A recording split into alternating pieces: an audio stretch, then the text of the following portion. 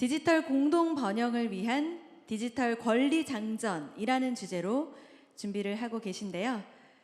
교수님을 무대 위로 모시겠습니다. 여러분 큰 박수로 환영해 주십시오.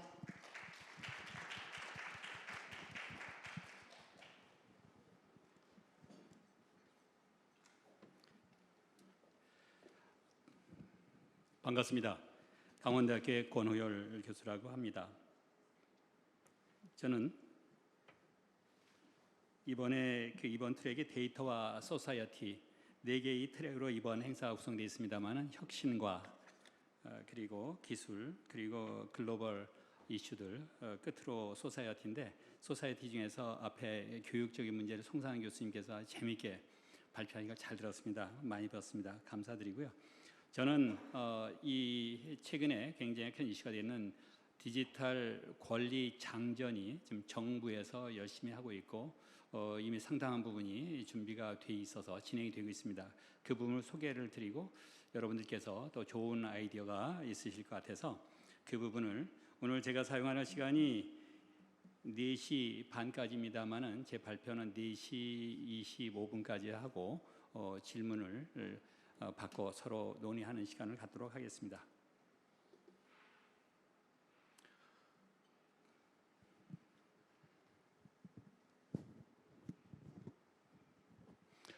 디지털 공동 번영을 위한 디지털 권리 장전이 주제가 됐고요. 뒤에 있는 배경은 1689년에 있었던 최초의 권리 장전의 이미지가 되겠습니다. 오늘 제가 말씀드릴 것은 디지털 권리 장전이 만들어지게 된 배경을 하고, 권리 장전이라는 건 옛날에 중고등학교 때도 수업을 많이 들었는데, 디지털 권리 장전은 도대체 어떤 특성을 갖고 있는지 그 말씀을 드리는 걸로 하겠습니다. 그리고 그 끝으로 앞으로 그 디지털 권리 장전과 관계된 앞으로의 이슈들에 대해서 간단히 말씀을 드리도록 하겠습니다. 제일 먼저 말씀드릴 것은 이제 디지털 경제의 시대가 되었다라고 선언해도 아무도 이상하게 생각하지 않는 시대가 되었습니다. 우리가 하는 모든 경제활동은 이른바 시장에서 만나서 수요와 공급이 이루어지고 거기에서 가격이 결정되는 그런 구조로 시장이 되어 있었는데, 그것이 온라인으로 똑같은 거래가 성립을 하고, 그리고 그 거래되는 그것이 대개는 거래된 재화가 상품이냐 아니면 용역이냐, 용역은 서비스를 얘기하는 것이죠. 그런 두 가지로 되어 있는데, 그것 외에도 제3의 재화에 있는 디지털 콘텐츠 또는 디지털 서비스들이 발생하게 되었다는 것입니다. 여기 보이는 그림은 왼쪽에 있는 그림이 OECD에서 늘 사용하는 그런 분류법입니다. 제일 안에 있는 작은 동그라미는 이른바 전통적인 IT 산업이 되겠습니다. 하드웨어, 소프트웨어, 네트워크, 디바이스, 그리고 콘텐츠 이런 것이 되겠죠. 그리고 제일 바깥에 있는 것은 기존의 모든 산업을 포괄하는 것인데, 그것이 이른바 디지털라이즈드 디지털화된 그런 것이죠. 상거래가 있었으면 전자상거래가 있고, 교육이 있었으면 이러닝이 나타나는 그런 형태가 되겠습니다. 가운데 있는 중간 동그라미, 이제 그야말로 과거에는 디지털이 없었을 때는 생각할 수 없었던 그런 새로운 서비스와 새로운 사업들이 되겠습니다. 그 중에 하나가 플랫폼 비즈니스가 될 거고요. 그리고 필요한 때 필요한 만큼만 사용하고 필요하지 않으면 반납하는 그런 형태의 일종의 클라우드 시스템처럼 우리가 생각할 수 있습니다만은, 그걸 사람을 고용할 때도 똑같이 휴먼 클라우드를 쓸 수 있다라고 하는 것이 2016년에 발표된 4차 산업혁명에서 제시된 이야기가 되어 있습니다. 그런 기익 이코노미까지도 새로 많은 것들이 생겨나고 있습니다. 따라서 이런 거래를 나타내기 위해서는 지금 오른쪽에 있는 것처럼 이제 분류 체계도 달라지게 되었고요. 이런 디지털 경제가 나타날 때 화면에 왼쪽 아래에 있는 그림은 상당히 의미가 있습니다. 저 그림은 유엔에서 UN 엉크타드에서 그린 그림이 되겠는데, 가로축은 시대가 되겠습니다. 세로축은 각 나라의 1인당 GDP가 되겠어요. 그러니까 GNP가 되겠죠. 그래서 그것으로 볼 때 지금 붉은 선으로 되어 있는 커브는 대단히 빠르게 증가합니다. 그러나 파란 점선은 거의 증가를 못하고 있는 형태가 되겠습니다. 그래서 두 가지를 거기 중간에 나타난 제1차 산업혁명, 2차, 3차, 4차 산업혁명에 이어서 지금 인공지능 혁명까지 와 있습니다만 그런 혁명을 가장 중심에 서서 이끌어 나가는 그런 국가들은 그 앞서서 하는 건 선도국이 되어 있죠. 그런 선도국들은 빠른 경제 발전을 일으키고 살림도 나아졌는데 그렇지 않은 주변 국가 또는 주도하지 못하는 국가 내지는 관심 없는 국가들은 과거의 생활을 따라가다가 결국 발전의 길을 놓쳤다 이런 이야기가 되겠습니다. 디지털 경제에 있어서 가장 중요한 역할을 하고 있는 것 중에 하나가 플랫폼이 되겠습니다.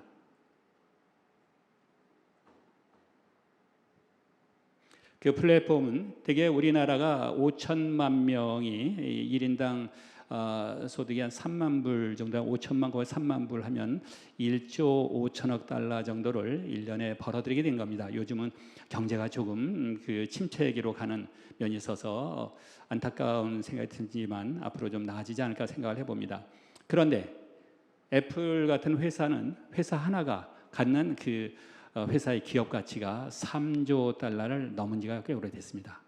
그러니까 우리나라가 모든 국민들이 5천만 국민들이 남녀노소 할 것 없이 모두 열심히 해서 2년 동안 일을 해서 벌어놓은 것 하면은 애플 하나를 살 수 있다 이런 이야기가 되는 것이죠.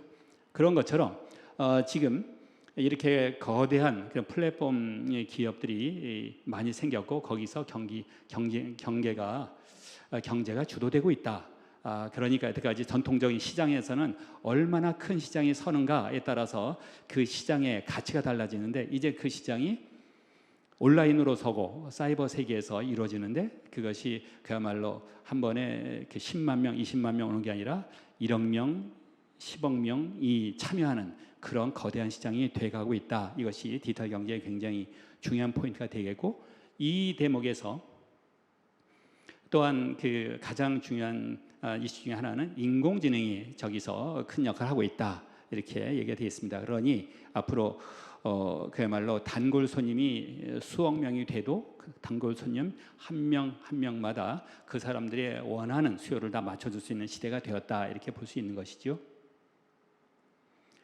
이 그림은 그 인공지능에서 가장 이슈가 되고 있는 요즘 챗 GPT가 단 5일 만에 100만 명의 그런 사용자를 확보했다. 2달 만에 1억 명이 넘었다고 하지요.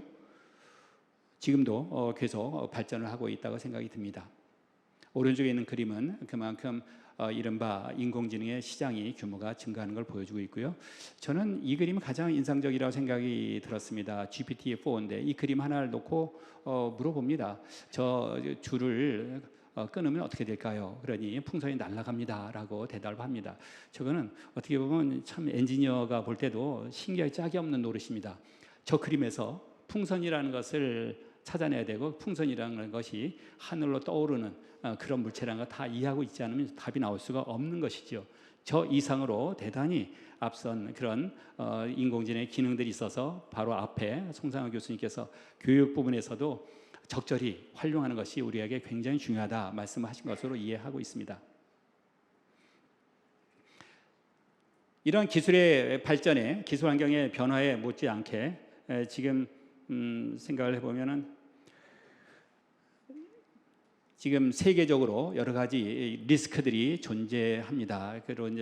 그래서 얼마 전까지는 그 질병 감염의 이슈가 굉장히 컸습니다만은 이제는 그것보다는 사회적 양극화라든가 그냥 통합이 깨진다든가 여러 가지 또 사이버 위기가 있다든가 이런 것들이 굉장히 크게 나타나게 되겠고요. 이런 그 세계적인 글로벌 리스크에 대해서는 세계 경제 포럼에서 매년 발표를 하고 있습니다. 매년 발표할 때 수십 명의 전문가들에게 설문해서 내년에 어떻게 될까요? 웨이트를 내주십시오라고 해서 그것들을 모아서 이런 평가를 한 결과가 공개되고 있습니다. 같은 결과를 그럼 우리나라로 좁혀서 보면 어떻게 될까라는 연구가 얼마 전에 있었습니다. 이것은 2021년 말에, 그러니까 지금 2023년이니까 2년 전이네요. 그때 우리나라에서 여러 가지 새로운 트렌드가 어떻게 될 것인가. 가로축은 발생 가능성, 세로축은 그 변화가 발생했을 때 얼마나 큰 임팩트가 있는가 하는 것입니다. 그러면 그 오른쪽 위로 갈수록 발생 가능성도 크고 임팩트가 큰 이른바 중요한 사건이 될 텐데 그 당시 전문가들 의견은 데이터 중심 사회가 되는 것이 가장 중요하다. 그래서 아마 오늘도 데이터 산업 그랜드 컨퍼런스가 있는 게 아닌가 생각을 합니다. 그리고 이것은 지금 2030년까지 10년을 보고 하는 그런 그 계획이었고 이것은 상당히 여기에 있어서 그럼 앞으로 어떻게 해야 될 것이냐. 기술의 발전은 필요하고 기술의 발전이 앞서서 이끌어 나가지 않으면 앞에서 본 것처럼 이제 우리나라가 뒤떨어질 수밖에 없다는 것이죠. 그런데 기술 혁신을 가장 앞서서 하면은 따라가지 못하는 그런 사람들은 어떻게 할 것이냐 하는 그런 문제가 또 존재합니다. 그래서 그 당시에 결과들은 사회에 대해서 어떤 방향을 할지 그런 얘기를 하고 있습니다. 지금 유럽에서도 이러한 디지털 경제가 도입되면 디지털 사회가 도입되면은 거기에 어떤 요소들이 있을 것인가에 대해서 평가를 하고 각 나라마다 이렇게 점수를 매겨서 어느 나라가 잘하는지 어느 나라는 어느 부분이 약한지 그런 것들을 하고 있습니다. 그럼 기본적으로 보면은 여러 가지 커넥티비티 연결성이죠. 그 와이리스라든가 아니면 전화선 아니 인터넷 고속 인터넷 이런 선은 물론이고 거기에 들어가는 여러 서비스도 같이 평가가 되어 있습니다. 여기는 EU에서 하기 때문에 한국은 들어가 있지는 않습니다. OECD에서 지금 코로나가 끝난 후에 앞으로 우리나라의 경제는 어떻게 될까요? 라고 하는 것을 2023년 하고 2024년에 그런 예측 자료가 지난 6월에 있었습니다만 한국은 올해는 1.5%로 다소 적은 그런 성장률을 보이고 내년에는 2.1%라니까 상당히 기대를 해볼 만합니다. 그러나 여러 가지 수출이라든가 여건이 만만치 않은 상태라고 보여집니다. 어쨌든 여기서는 우리나라가 그래도 전 세계에 있어서 경제 규모라든가 또는 그 가지고 있는 여러 기술이라든가 세계 시장을 선도하는 그런 아이템들이라든가 대단히 높은 그런 나라이다라는 것도 우리가 생각할 수 있습니다. 이건 OECD에서 그 모바일 데이터 사용에 대해서 한 것인데 여기 보면 모바일 데이터하고 또 픽스드 라인은 아무래도 인터넷 선이라든가 고정된 라인이 되겠죠.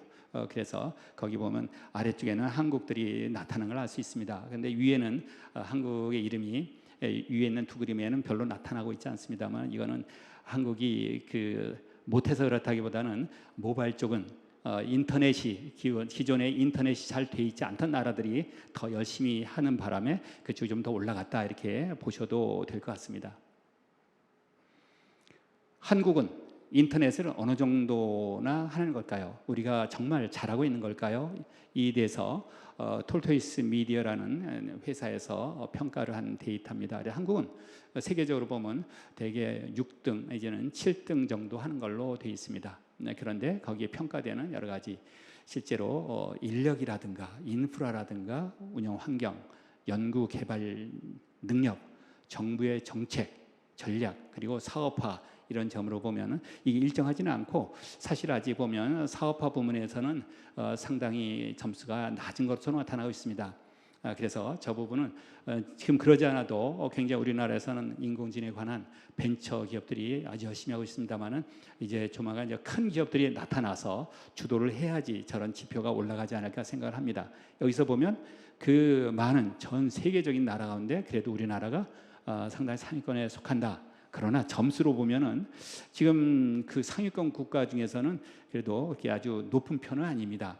그래서 지금 뭐 미국이 100점일 때 우리는 한 38점, 한 40점이 좀 안 되는 걸로 나타나는 걸로 되어 있습니다. 이것은 그 인공지능을 가지고 여러 부문에 적용할 때 어디가 가장 빠르게 받아들이겠는가 하는 그림이 되어 있고요. 아무래도 이 그림에서는 맨 위에 있는 여러 가지 그 금융이라든가 하이테크 그런 기술에서 제일 앞서간다 이렇게 보여주고 있습니다. 그런데 한 가지 또 문제가 있습니다. 이런 기술을 발전하는 건 굉장히 좋은데 과연 기술 발전하면 우리의 살림이 나아졌습니까? 우리가 행복합니까? 이런 문제가 발생하는 거죠. 그래서 우리나라의 행복도를 따지면 사실 OECD에 있는 나라 중에서도 상당히 하위권에 속한다라는 그런 평가가 여러 번 있었습니다. 그래서 이 부분에 대해서는 지금 통계청에서도 그렇고 굉장히 여러모로 측정도 해가면서 대안을 마련하고 있습니다만 아직도 쉽지는 않은 걸로 되어 있습니다. 그러면 답은 무엇일까요? 기술 발전시켜야 되는데, 혁신해야 되는데, 그러나 혁신이 많이 이루어졌고 우리가 남부럽지 않은 선진국이 됐다고 보는데 행복하지는 않아요.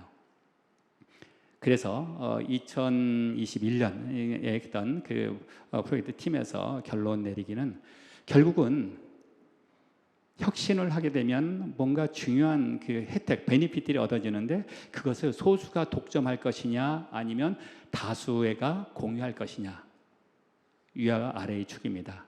그런가 하면 혁신을 해야 돼 말아야 돼, 혁신 안 하고 안정을 추구할 것이냐 아니면 변화를 추구할 것인가, 이렇게 두 가지로 보면은 혁신도 해야 됩니다. 그러나 다수가 그런 혁신의 결과, 혁신의 혜택을 공유하지 않으면 그것이 지속 가능성이 대단히 줄어드는 그런 문제가 있어서 여기서 결론이 디지털 공유 사회가 우리의 가야 될 디지털 공동 번영 사회가 우리가 가야 될 목표다, 이런 이야기를 했었고 저기에 대한 전략들이 쭉 주어졌습니다. 그리고 이 메가 트렌드 컨퍼런스는 연구자들뿐만 아니고 관계된 국회 여러 의원님들이라든가 또 정부 부처에서도 굉장히 중요하게 생각을 해서 2021년에 시작을 해서 며칠 전에 제3차 메가 트렌드 컨퍼런스가 있었습니다.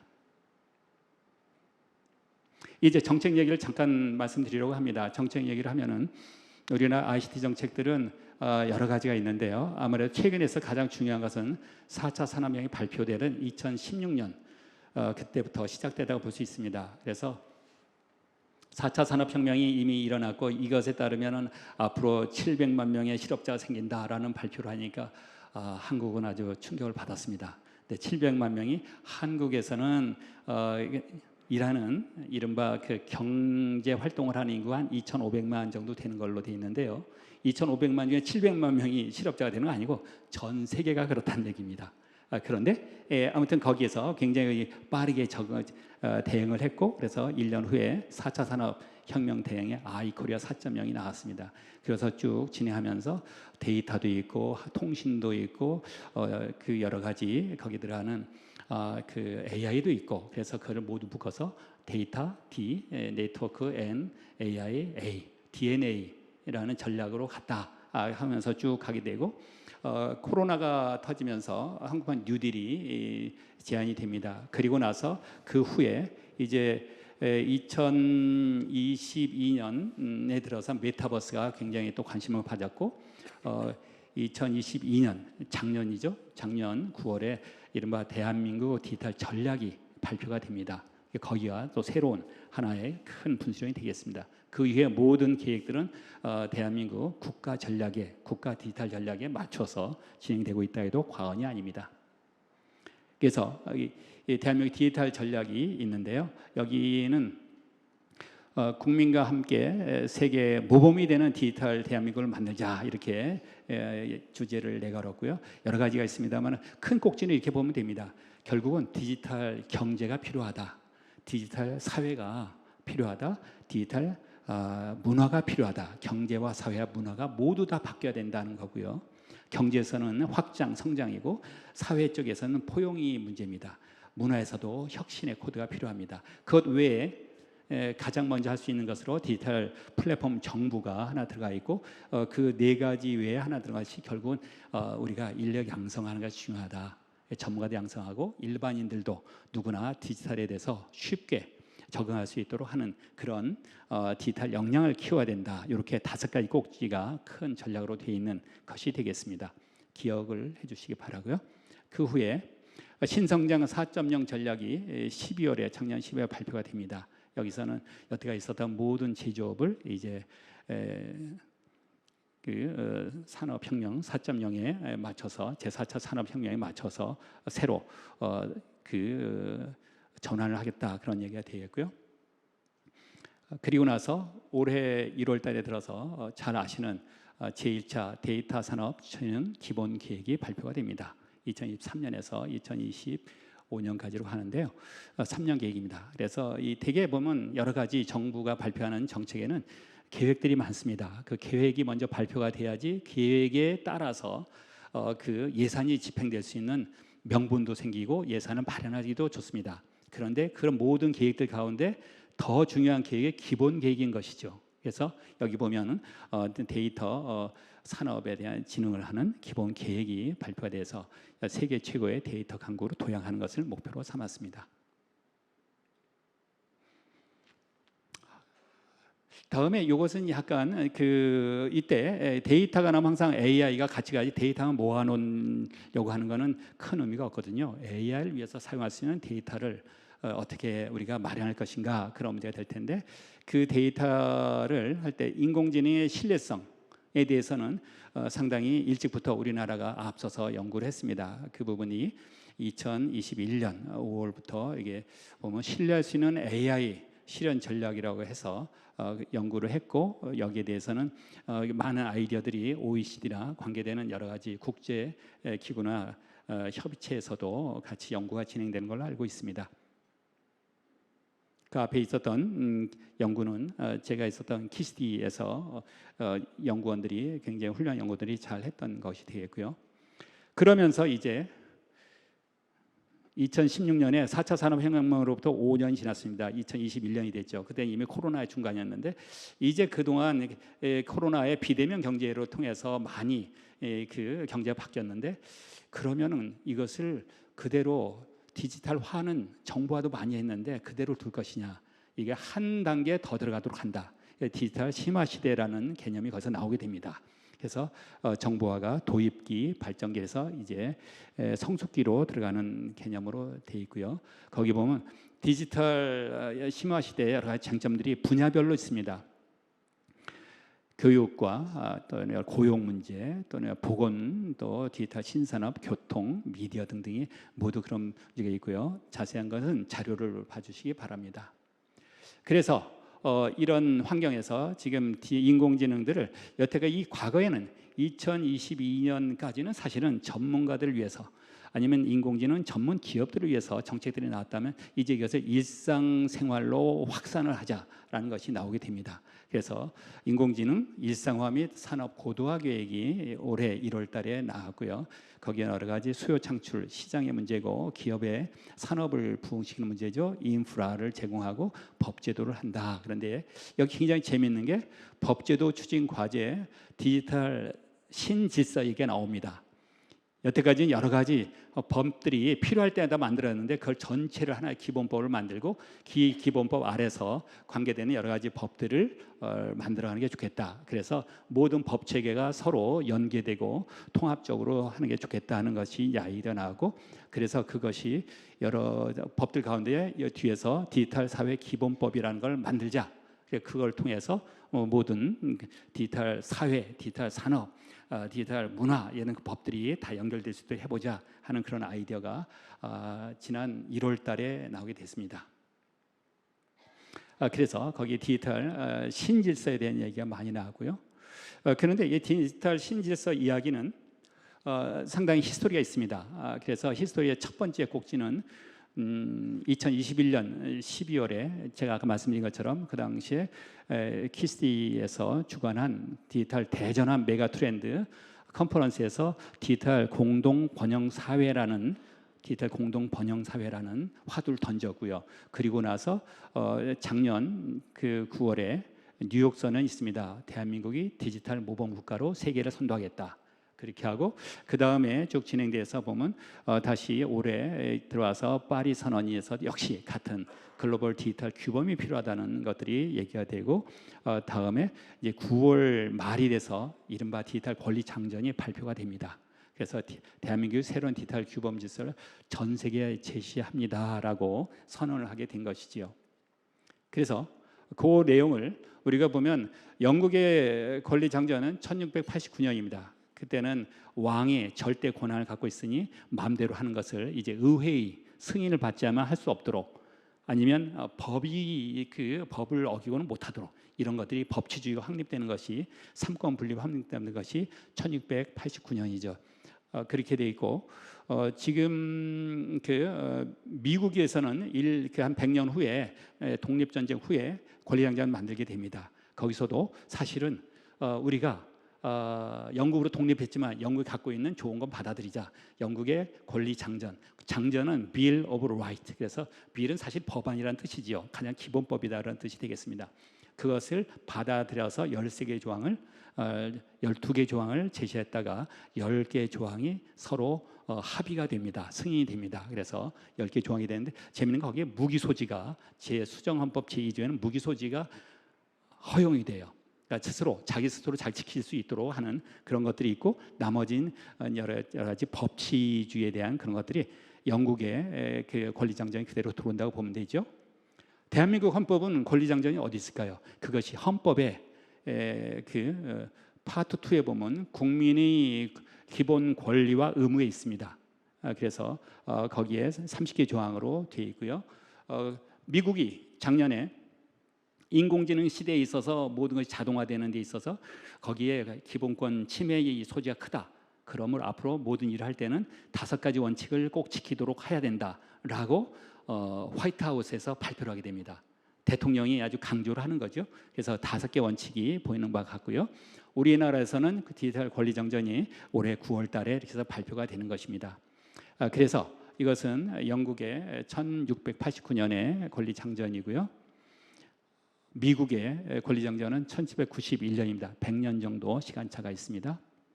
그리고 이것은 백악관에서 발표한 AI Bill of Rights가 되겠고요.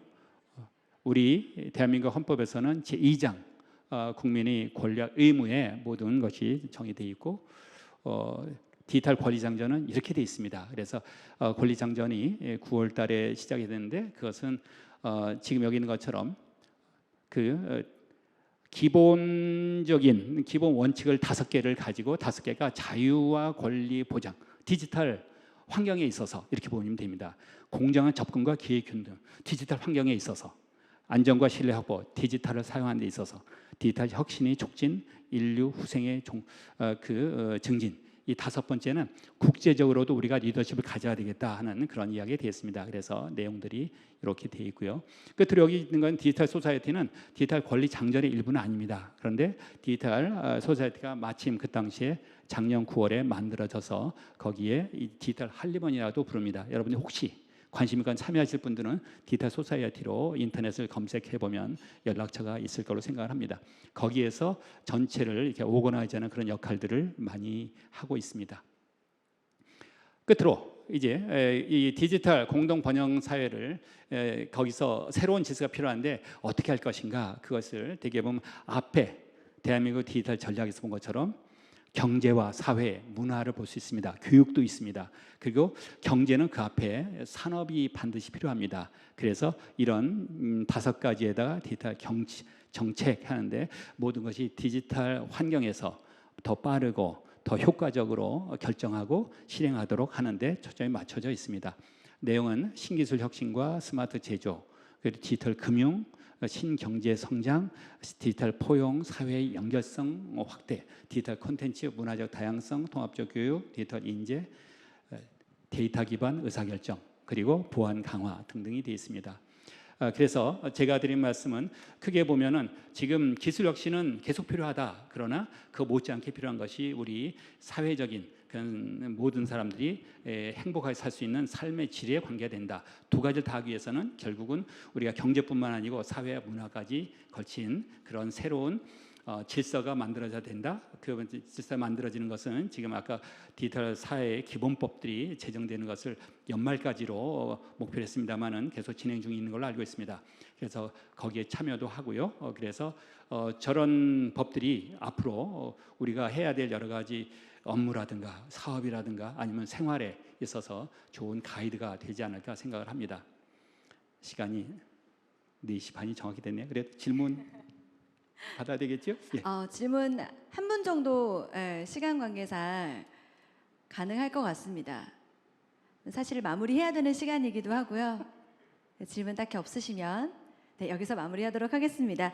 예. 지금까지 권호열 강원대학교 교수님이셨습니다. 감사합니다. 네, 감사합니다.